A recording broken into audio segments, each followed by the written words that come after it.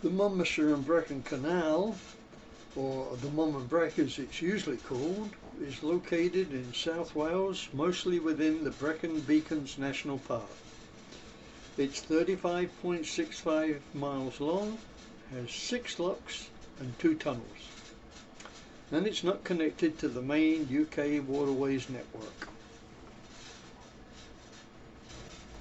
I have to start this video with a viewer beware warning.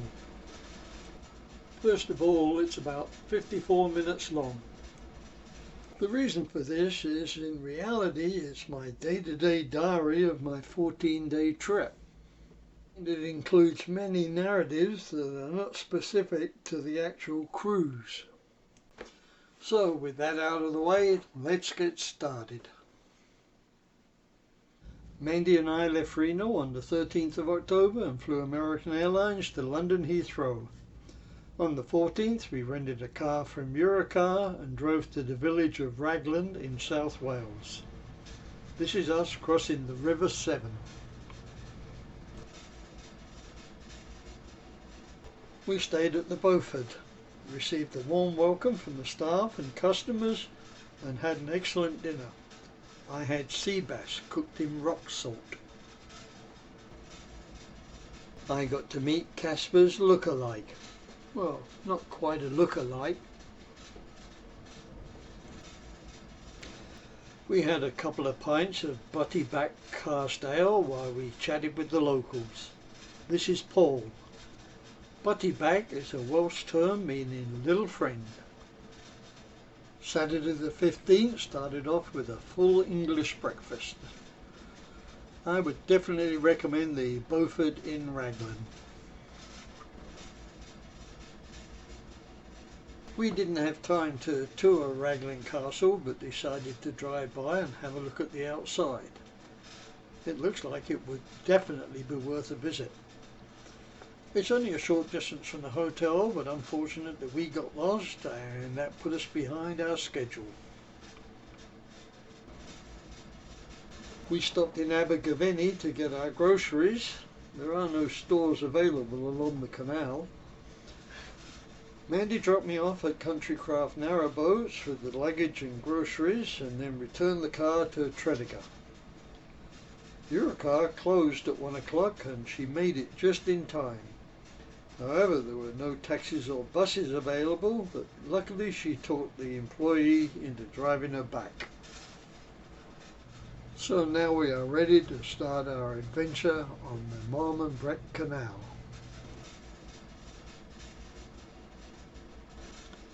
I've divided this cruise into 3 parts. This first part covers our cruise from Countrycraft Narrowboats in Llanginnada to the southern terminus of the canal at 5 locks in Cwmbran. This is a distance of 28.82 miles and will go down 2 locks and through 1 very short tunnel. We hired 50-foot narrowboat Country Maid from Countrycraft Narrowboats for 10 days for £1,437. That's around $1,630. Countrycraft Narrowboats is a small family-run business located about 10 miles south of Brecon, between the only flight of locks on the canal. These are the owners, Olwyn and her brother Ronald. We got away around 3 o'clock and went down depot lock number 65. After passing the Coach and Horses pub and going through Lower Lock, we cruised in the rain for about 3 hours to Bridge 117. This is just before Llangardacht Wharf. There were nice views to the northeast along this 4.5 mile stretch, but we didn't see them at their best because of the rain. It was about a half-mile walk down a steep lane from Bridge 117 to the Horseshoe Inn, a Jamaican Welsh pub. Very good food. I had a jerk chicken. Definitely recommend this one. After huffing and puffing back up the hill to our boat, we discovered the heater wasn't working.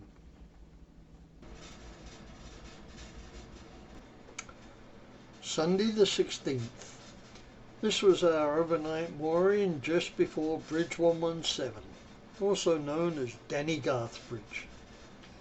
You can tell from my attire it was a little chilly, but it was nice and sunny. We called Country Craft to let them know that the heater was not working. We got away just before 10 o'clock under a bright sunny sky and cruised half a mile down to Llangollen lime kilns. The kilns were built in 1815 by the Brecon boat company. Limestone reached them in horse-drawn wagons which descended an inclined plane and a tram road. There's a 2.5 mile walk that traces the route of the plane and the tram road. However, it's a steep climb and unfortunately we decided to give it a pass. We watered up at the wharf. One of the many pluses of the Mon Brec are that it has plenty of easy access water points. This is looking towards the village of Llangollen and the River Usk Valley beyond.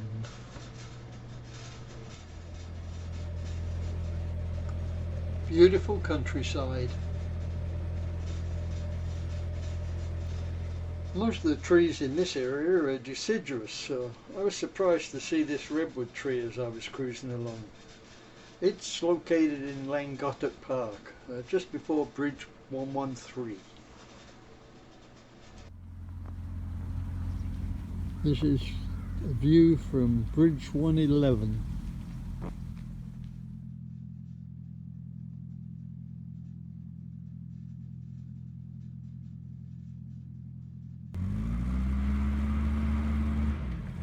Mandy is reversing the engine to get the leaves off the prop. And here's Mandy coming through Bridge 108.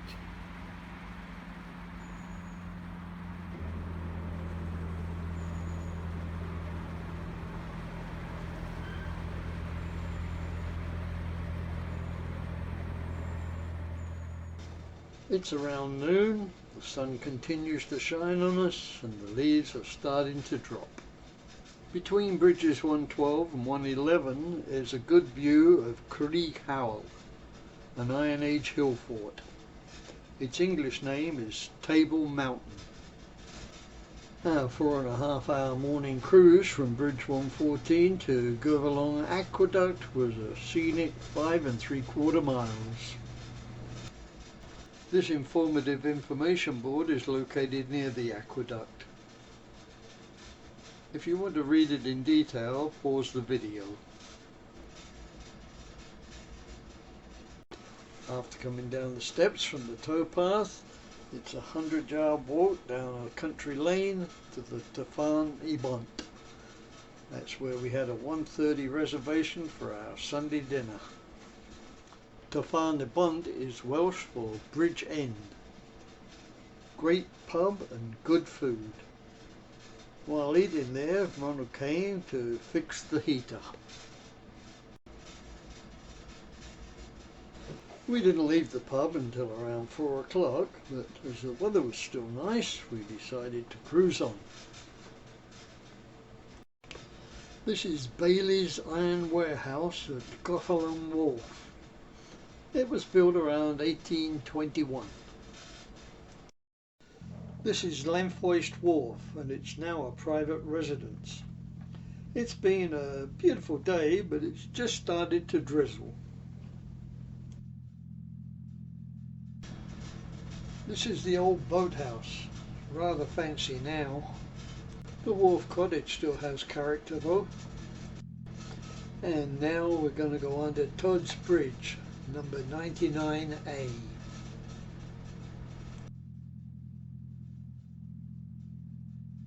We moored up just beyond Todd's Bridge. A very enjoyable full day of cruising. Oh yes, the heaters still did not work. Monday the 17th, a rainy start to the day. This is the view from where we're cruising along.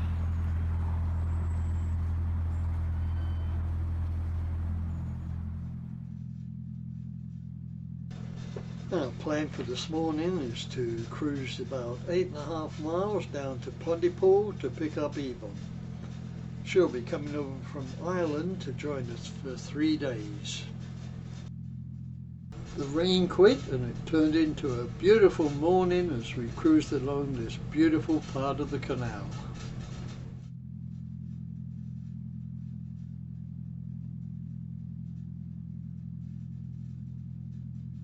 Just beyond Bridge 94, Mandy's navigating Castle Turn, a very sharp U-turn. Further along this stretch there are nice views of the great and little Skirrids. I'll try and say their Welsh names. Esgotid Ma and Esgotid Ma. Sorry about that. I know that's nothing like the way you're supposed to say it. Interesting styles in this part of Wales. One of many small farms nestled in the hillside. Well, you know you're in very shallow waters and the moorings are like this.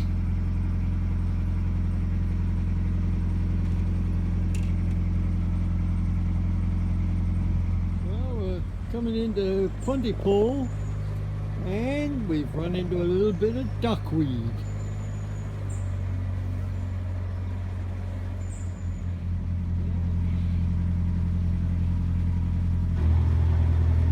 As you can see, we're now at Bridge 62. We're just a few miles from Pontypool.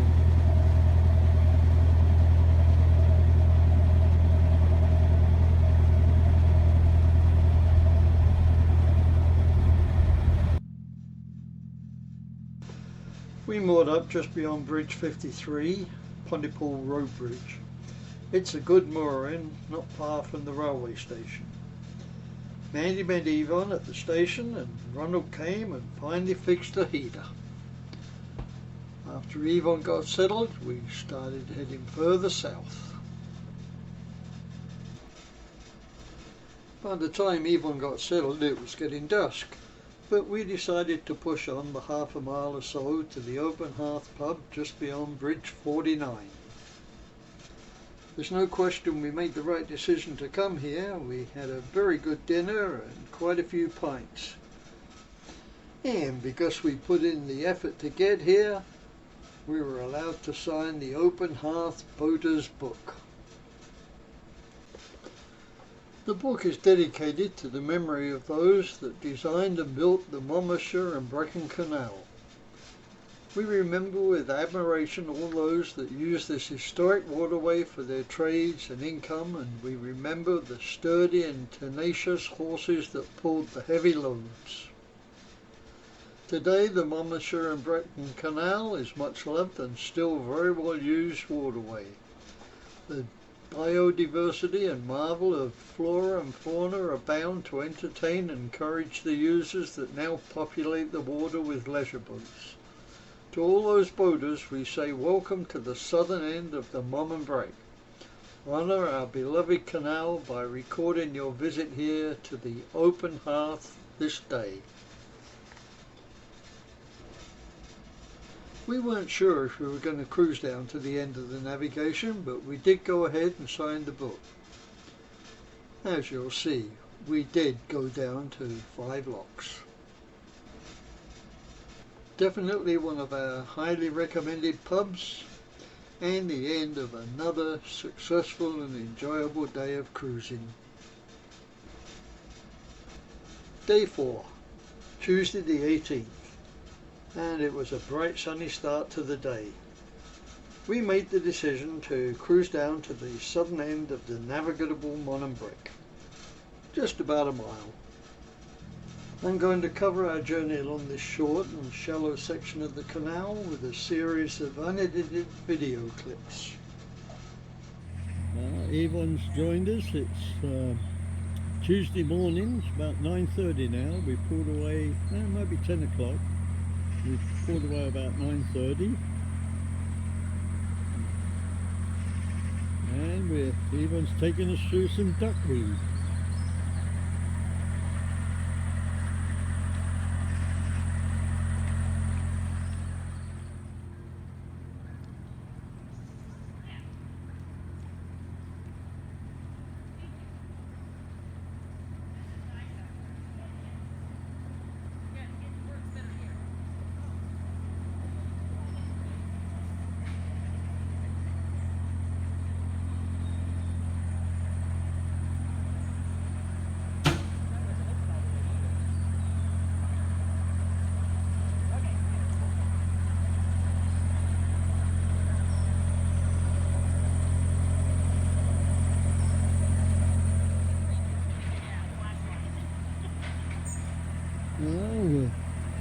going into our first tunnel.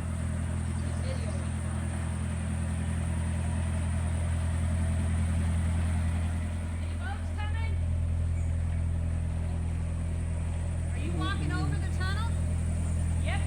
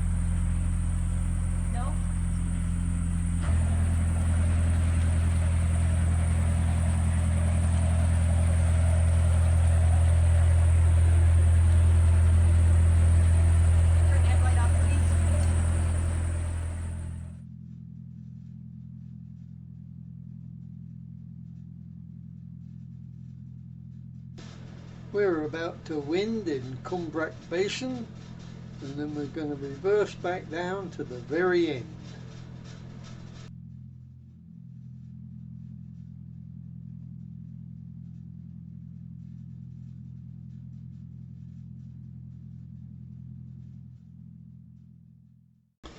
Around 11 o'clock we made it to the top gates of the 5 locks, the southern terminus of the Mon Brec Canal. Originally the old Monmouthshire Canal went a further 8 miles down to Newport. Now we'll take a few photos and share them with the Bridge 46 to 5 Locks Canal group.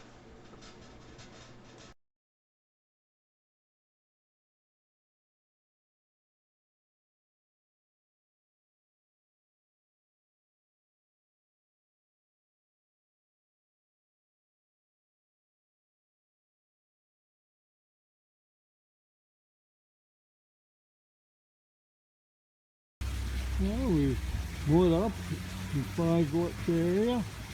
We're now walking down and exploring the closed 5 locks. One day this will be open and they'll be cruising up from Newport.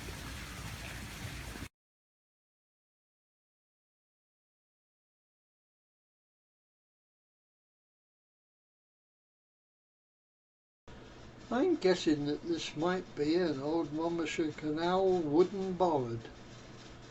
If it isn't, maybe somebody can enlighten me.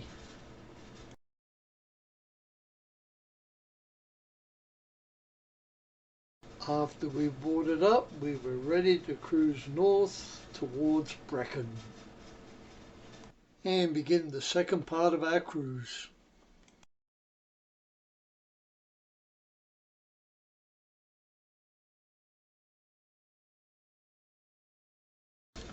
We left 5 locks around 11:30 and Yvonne took us back through Brinnand tunnel.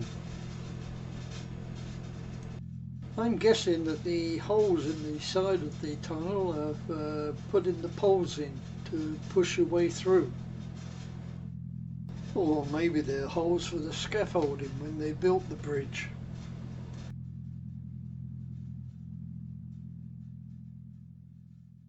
Well, we're coming up to a very low bridge, and it really is low. This is Bridge 49.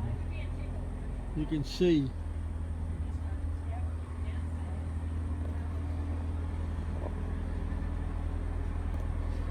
this obstruction here.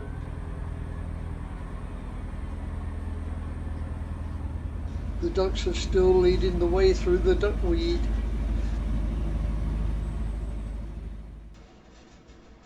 Autumn is definitely here. We moored up around 2:30 just after Bridge 56 for a lunchtime pint. We had no problem finding the stile and path that led to the pub.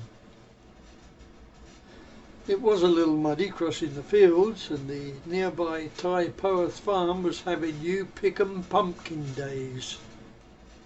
And this is a map showing the path we took.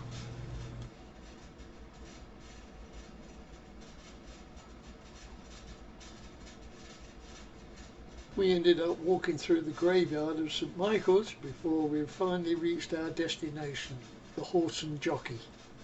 The pub has an interesting history. It was built in the late 1600s, possibly as the vicarage. It was remodelled in the 1840s and became a coaching inn. The drip moulds over the windows are from that time period. In the late 1900s, the stables, or possibly brew house, on the right of the building was converted and added to the pub. It's worth mentioning the thatch roof. It's not common in this part of Wales. Unfortunately, the interior of the building was remodelled and is now an open bar area. It's lost a lot of its character.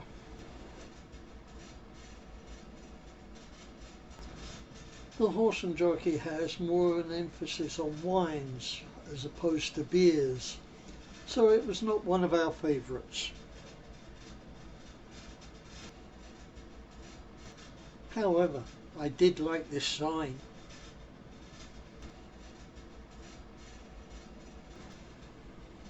We cruised for about an hour or so and moored up just beyond Bridge 62. That's High Bridge in Mimhillard. There are good moorings here with rings, and it's just a short walk down the road to the Star Inn. I know it does.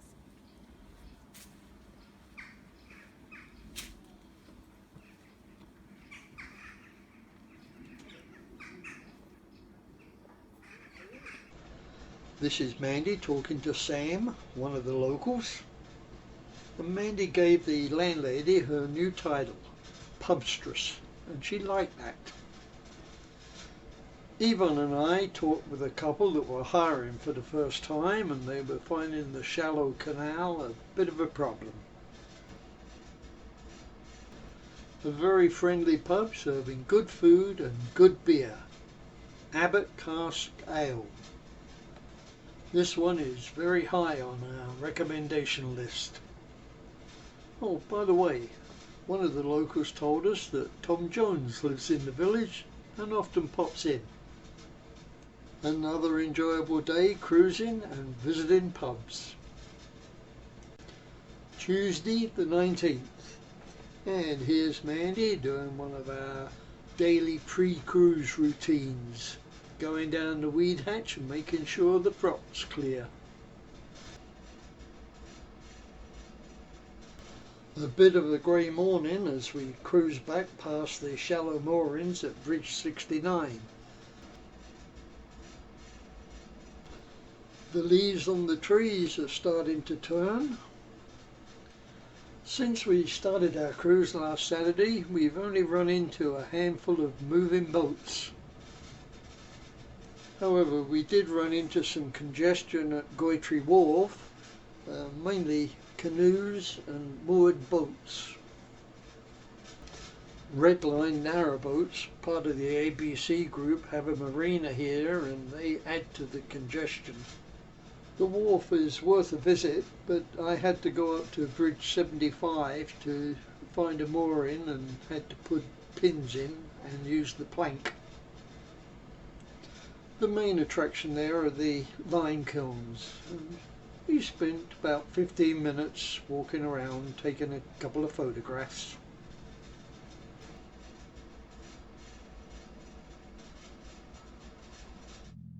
We left the wharf around 1:30 and had lunch on board as we navigated the bends around Mill Turn.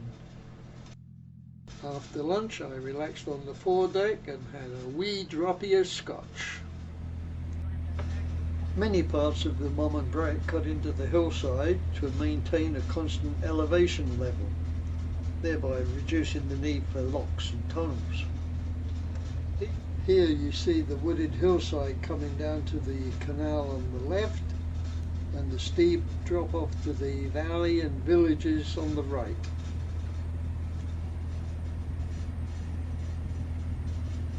It was a grey afternoon but no rain. Around 5 o'clock we moored up for the day just before Todd's Bridge.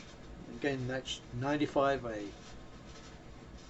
The reason we moored here is because Yvonne was thinking about walking from the boat down to Abergavenny to catch her train tomorrow morning. It was about a 45-minute walk down a steep hill and she had some luggage. We were about 1.5 miles from the village of Gofalong and decided to return to the Tafani Bont for dinner. Unfortunately, I'd forgotten they'd begun their remodelling project and were no longer serving food. However, we did stay, had a couple of pints and enjoyed chatting with the locals. We were mentioning Yvonne's plan to catch her train tomorrow, and one of them, Ken, very kindly offered to drive Yvonne there in the morning. After walking back to the boat in the dark, we cooked Cornish pasties for our dinner.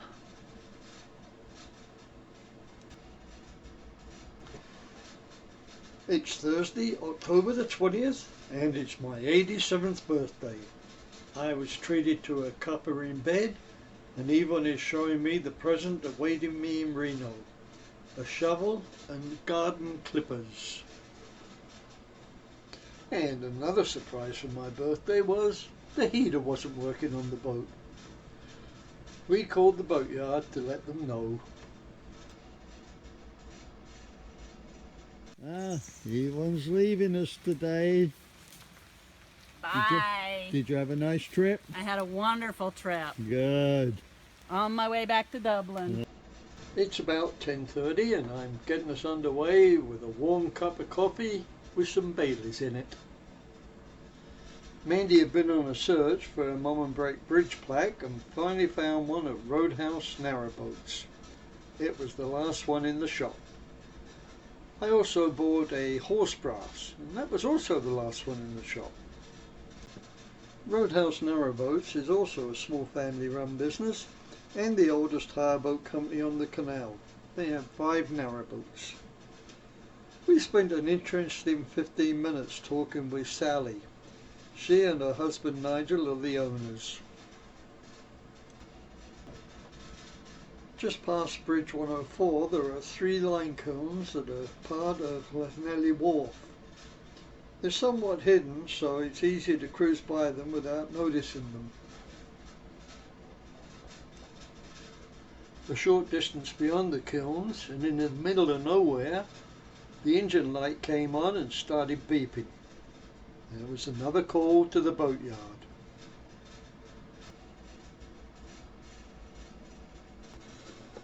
The mechanic, Ollie, he's Owen's son, found us okay. Apparently the alternator had loosened and the belts were not tight. Unfortunately the bolt holding the alternator to the engine had stripped, so we limped just past 109 to Heron's Rest Marina. His car was parked here. When we were mooring up in the marina, Mandy went to get off the stern, grabbed the seating plank, which was not fixed, and started to fall between the rear of the boat and the dock, and the engine was also running. Ollie's quick reflexes grabbed her arm and stopped the fall. This could have been a very serious accident. After that little incident, Ollie went to the Heron Rest Marina, got a new bolt, fixed the alternator, and we were on our way.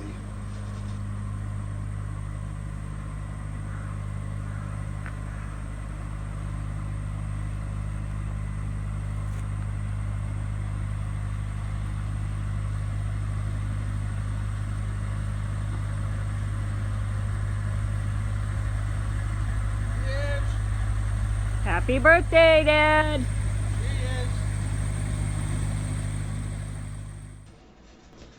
This interesting contraption cuts and trims the vegetation alongside the canal banks.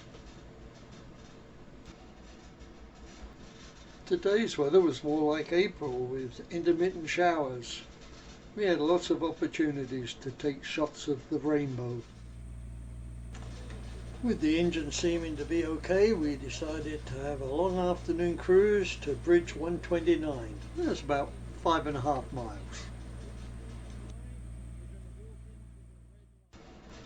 I know it's a no-no, but with the headlight on and Mandy in the bow of the boat with a flashlight, we managed to get to Bridge 129 around 6:45.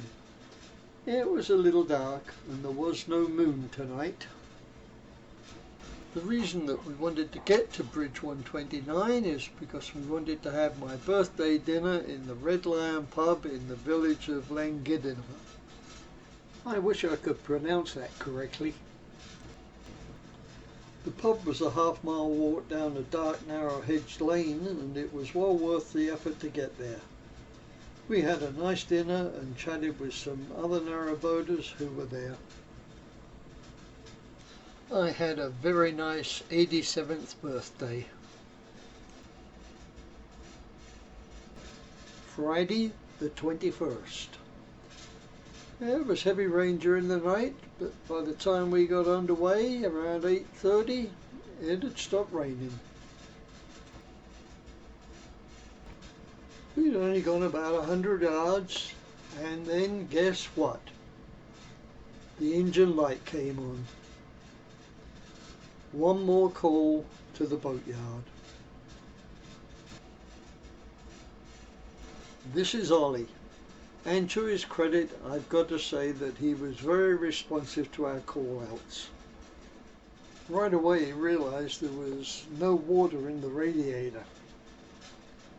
Then after looking around, he came to the conclusion that there might be a crack in it, or even in the engine block. Things did not look good. If we wanted to continue with our cruise, our only option was to transfer to the shorter 45-foot Country Girl. And that's what we decided to do, so we started packing up all our belongings. We started back to the boatyard with Ollie steering and Mandy running backwards and forwards with jugs of water. On the way, Ollie noticed something and he pulled over to check it out. It was not a fractured radiator or engine block that was causing the leakage. It was one of the water hoses had been damaged when the alternator was rattling around. He was able to shorten the hose and cut out the damaged part, and then we were left with a decision. Did we want to trust Country Maid, or should we transfer to Country Girl? We decided on the former and started unpacking.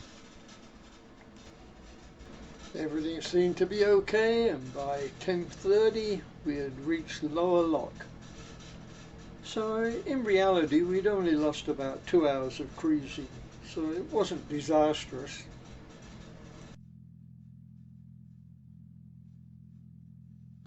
By 11 o'clock we were back to Country Craft Boatyard, where we started our cruise 6 days ago.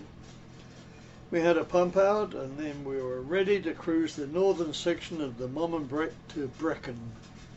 Leaving the boatyard there are 3 locks: Golaucoid, Little and Top. After the locks is pleasant rolling pasture land. By 1:15 we reached the 375-yard long Ashford Tunnel. It's more of a culvert than a tunnel. About a third of the way through there's a bend and the ceiling comes down to within a few inches of our roof. You have to know when to duck. We are now approaching the village of Talibont and Usk. Just beyond this building and just before Bridge 142 is the Traveller's Rest. However, we didn't stop here and we decided to push on for about half a mile to the very good moorings that overlook the village. It was around 2:30 when we moored up, and we decided to walk over to the White Hart Inn and have a lunchtime pint. It had a nice fire going and we chatted with some cyclists, and one of them lived on a narrowboat on the North Oxford Canal. The boat's name is Wally One. They weren't serving food until 5 o'clock, so we decided to walk over and try the Star. They didn't have a fire going there and it wasn't very cozy, so we decided to return to the White Hart Inn. As you can see, we had a little liquid sunshine. We had a nice dinner there and the waitress that was serving us was friendly. However, I've got to say that the lady who was running the place was not the friendliest of individuals. We'd walked out without paying for our beer on the first visit, and I think the waitress was a little surprised at our honesty when Mandy told them about it. We walked back to the boat in pouring rain and had an early night. Saturday the 22nd. Rain throughout the night, and Mandy cooked a nice fry-up breakfast. By 9 o'clock, we were underway under a bright sunny sky. In December 1994, there was a major breach in this embankment, and it caused serious flooding to the village. At the end of the embankment, there's a display that commemorates the 17th poet and doctor, Henry Vaughan. I think we should have spent more time in Talabon and gone on the Henry Vaughan Walk. Sounds very interesting and covers some of the old railroad tracks. A few yards beyond the sign is the electronically operated Talabont Drawbridge, number 144. It's about 7 miles from Talabont to Brecon, and I'm going to cover this part of our cruise with a series of photos and videos along with a few captions. I'll mute the engine noise and keep quiet so you can enjoy the scenery.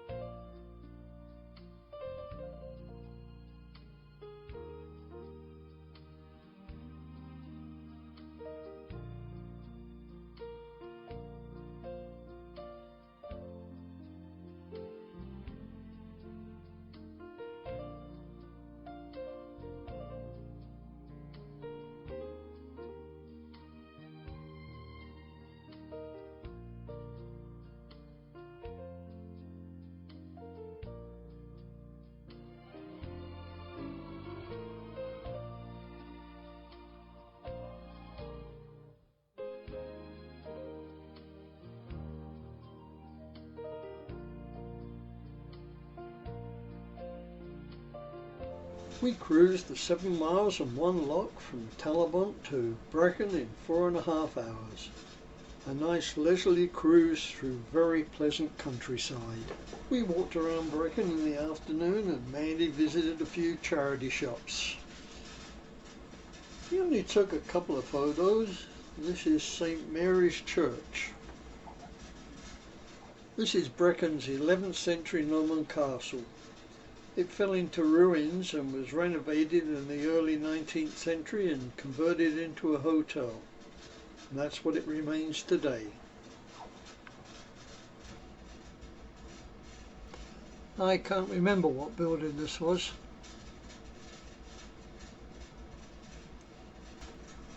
We stopped for a pint of Wye Valley Bitter at the Clarence and chatted with the owner and another fella for a while.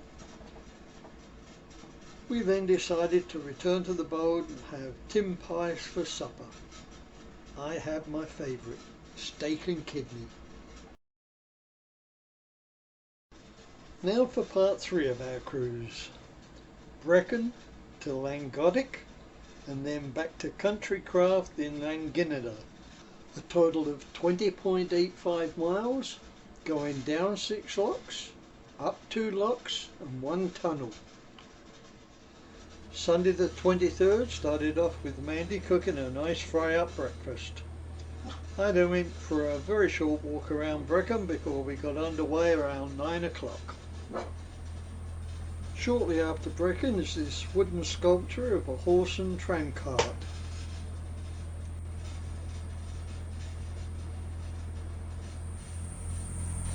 Now, I bet you didn't know there were self-drive narrowboats.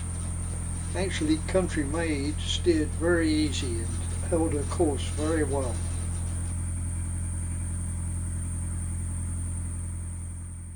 By 10:45 we were ready to descend our first lock of the day, Brinnand Lock.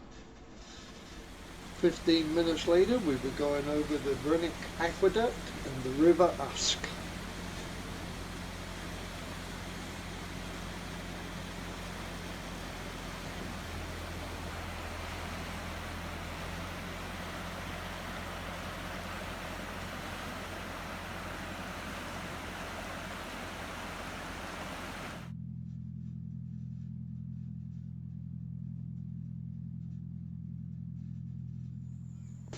We had some company as we made our way to our lunchtime mooring in Pensilly.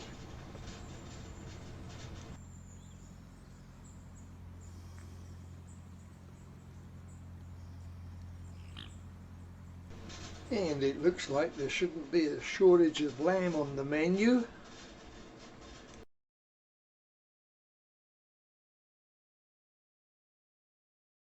A local gentleman Mandy had met on the towpath when we were in the Pontypool area said that the Royal Oak in Pensilly was the best pub on the cut.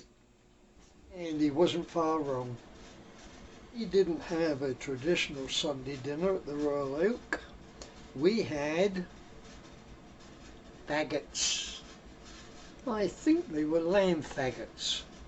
This dish, popular in South Wales, is made from minced offcuts and offal, traditionally from heart, liver and fatty belly meat. They were good and tasty.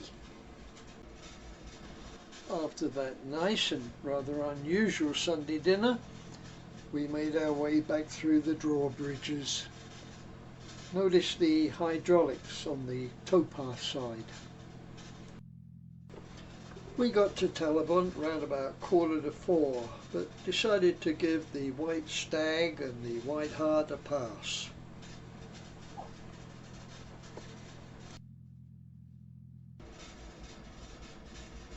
About a mile after Talabont is the Ashford Tunnel.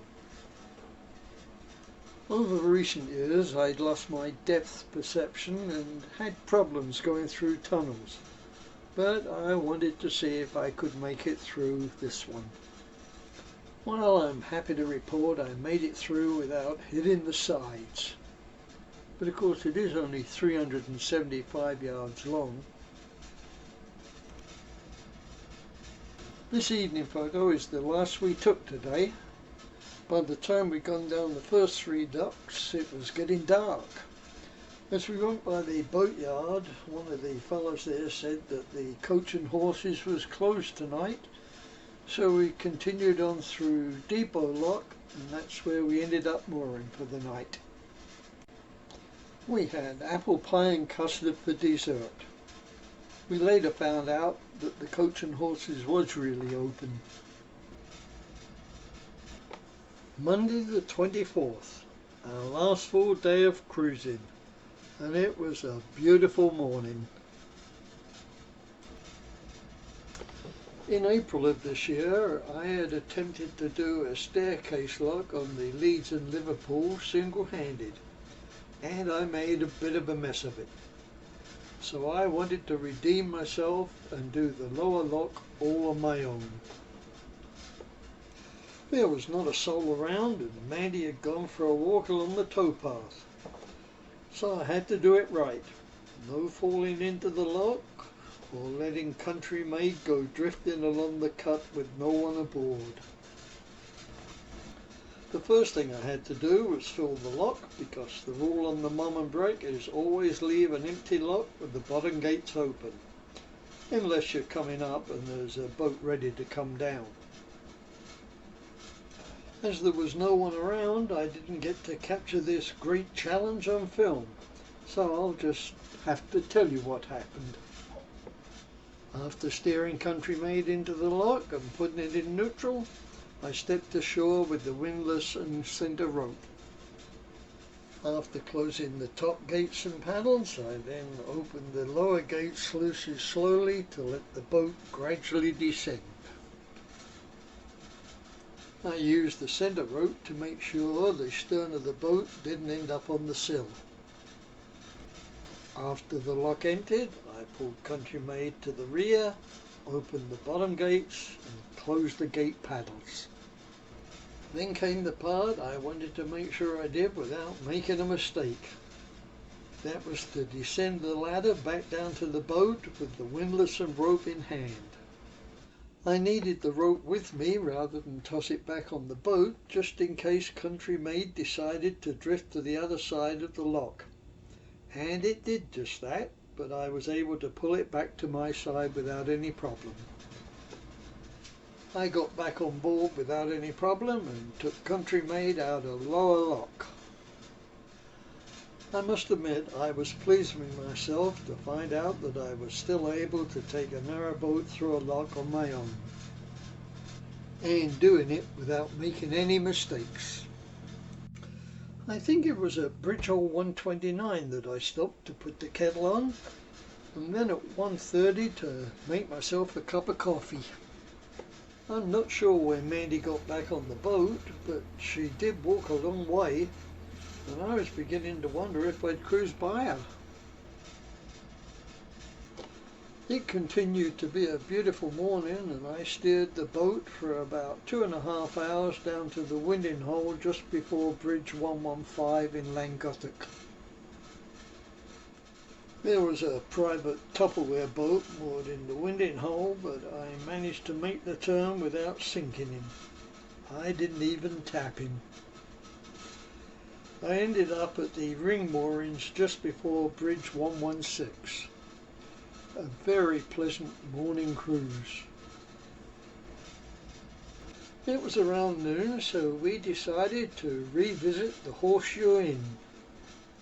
On the way there, it dawned on us that it was Monday, and quite a few pubs don't open on Monday. Sure enough, the Horseshoe Inn was closed. No lunchtime pub pint today. It was only 3/4 of a mile to Crickhowl, but Mandy's knee was hurting really bad, so we decided to give it a pass. We took a little side trip on the way back to the boat and visited the local church, St. Catwick.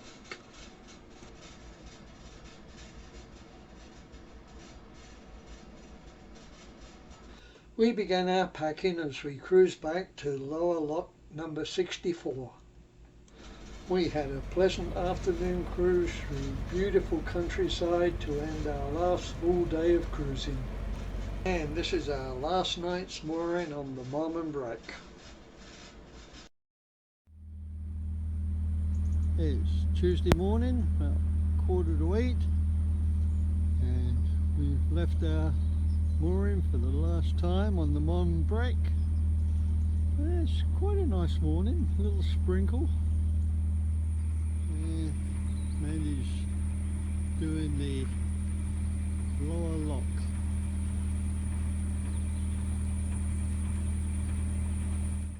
We made it back to Countrycraft Narrowboats Boatyard in Langenada around about 8:45 and unloaded our luggage. The end of a very enjoyable 10 days cruising on the Monmouthshire and Brecon Canal.